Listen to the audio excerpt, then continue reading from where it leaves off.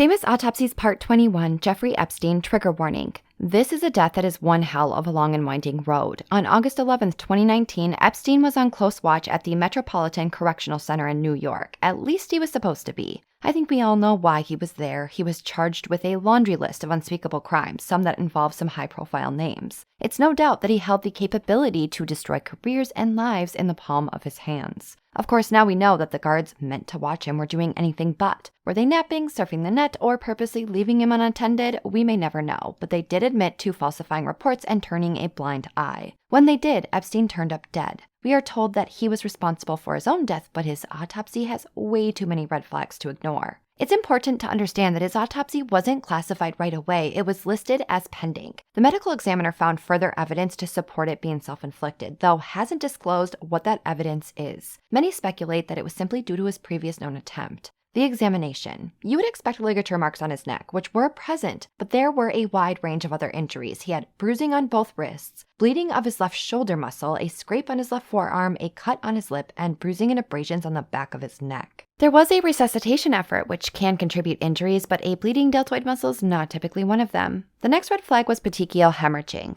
This is hemorrhaging often seen on the skin and surface of organs caused by burst capillaries. And it's almost always present to some degree in deaths like this, but it seems his entire face was riddled with them. Also, his eyes had these hemorrhages, which I've only seen in one, maybe two cases. However, in autopsies of homicide by strangulation, it is a common finding.